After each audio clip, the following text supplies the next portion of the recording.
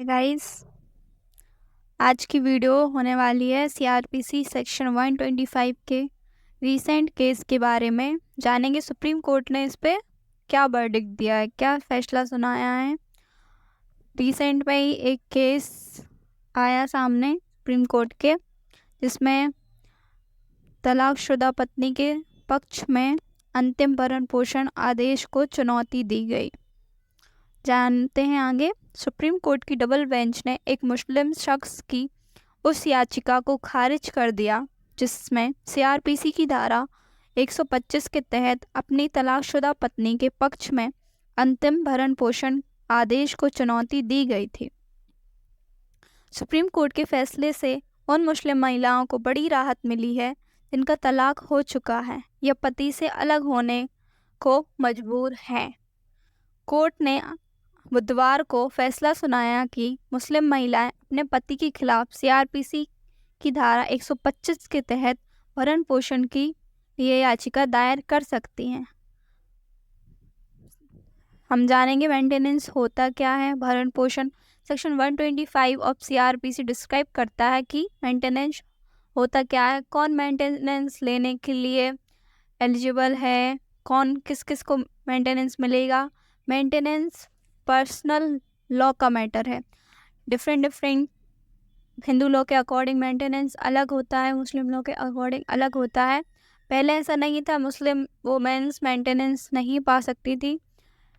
In case of Mohammad Ahmad Khan versus Shah Bano Begum में Supreme court ने ये फैसला सुनाया था कि मुस्लिम वुमेन्स भी हक रखती हैं मेंटेनेंस का। तो इसमें इस बार उन्होंने क्या सुनाया, सुप्रीम कोर्ट जस्टिस बीवी नगरत्ना और जस्टिस ऑस्टिन जॉर्ज मसीह ने अलग अलग लेकिन एक जैसा फैसला दिया। देश की सबसे बड़ी अदालत ने अपने फैसले में कहा कि कुछ पति इस तथ्य से अवगत नहीं हैं कि पत्नी जो एक गृहिणी होती है लेकिन इन होम मेकर्स की पहचान भावनात्मक और अन्य तरीकों से उन पर ही निर्भर होती है। कोर्ट ने फैसले में क्या कहा? कोर्ट ने कहा, एक भारतीय विवाहित महिला को इस तथ्य के प्रति सचेत होना चाहिए जो आर्थिक रूप से स्वतंत्र नहीं है। इस तरह के आदेश से सशक्तिकरण का अर्थ है कि उसकी संसाधनों तक पहुंच बनती है। हमने अपने फैसले में 2019 अधिनियम के तहत अवैध तलाक के पहलू को भी जोड़ा। हम इस प्रमुख निष्कर्ष पर हैं कि सीआरपीसी की धारा 125 सभी महिलाओं लिव इन समेत अन्य, मतलब ये लिव इन वालों पर भी लागू होगी, ना कि केवल विवाहित जो कपल्स लिव इन में रहते हैं उनके ऊपर भी मेंटेनेंस लगेगा।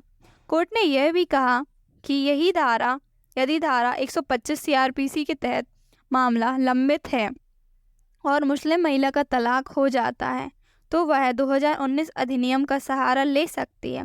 2019 अधिनियम धारा 125 सीआरपीसी के अतिरिक्त उपाय प्रदान करता है।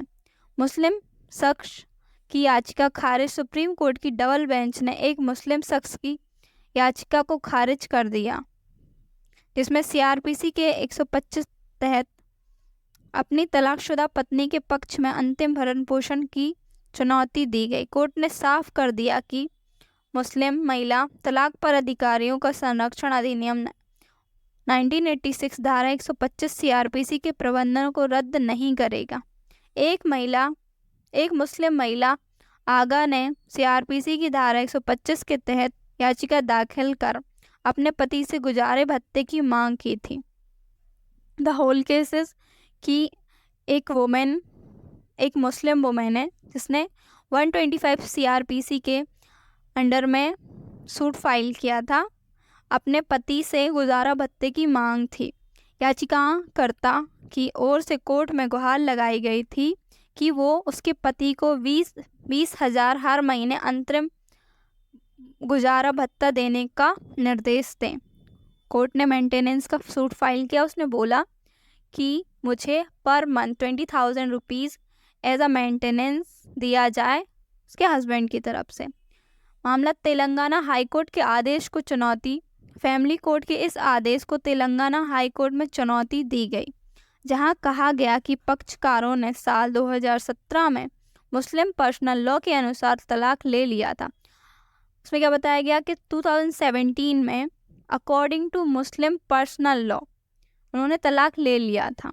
इससे पहले तो 2013 में फैमिली कोर्ट के उस आदेश को बहाल कर दिया जिसमें एक तलाकशुदा महिला को भरण पोषण के लिए सीआरपीसी की धारा 125 याचिका को बनाए रखने का हकदार माना गया था। गौरतलब है कि 1985 के साबानो मामले के बाद लगातार सुप्रीम कोर्ट अपने फैसलों में यह कहता रहा है कि तलाक लेने वाली मुस्लिम महिला भरण पोषण की हकदार है। जैसे मैंने पहले बताया, साबानो बेगम केस से ये निकल के आया था कि इवन मुस्लिम वुमेन्स को भी राइट्स हैं मेंटेनेंस लेने के, वो पर्सनल लॉ में नहीं जाएगा। इफ़ उनका हस्बैंड उन्हें तलाक देता है एंड किसी भी रीज़न से निगलेक्ट करता है, रिफ्यूज़ करता है, वो अपने आप को मेंटेन नहीं कर सकती हैं, उनके पास सफिशिएंट मीन नहीं है, क्योंकि एक वाइफ पूरी तरह से अपने हस्बैंड के ऊपर डिपेंड होती है।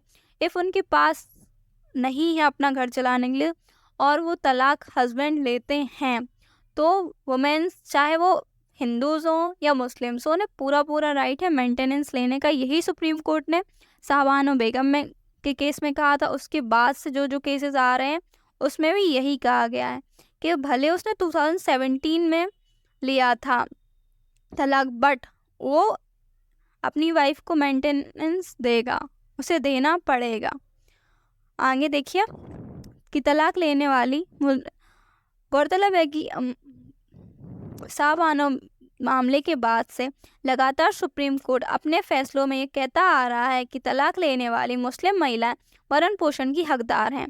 साबानो फैसले को सरकार ने पलट दिया था। इसके बाद ट्रिपल तलाक के फैसले में सुप्रीम कोर्ट ने मुस्लिम महिलाओं के भरण पोषण को पहलू को स्पष्ट किया, साथ ही कई अन्य मुद्दों पर सहूलियत को लेकर आदेश दिया, और तब से अब तक सर्वोच्च अदालत के मामले पहुंचते रहे हैं। ऐसे मामले पहुंचते मोस्टली दीज केसेस, मतलब कि ये केसेस ज़्यादातर जाते कहाँ हैं, सुप्रीम कोर्ट में ही जाते हैं, क्योंकि मुस्लिम वुमेन्स का क्राइटेरिया पर्सनल लॉ से डिपेंड होता है।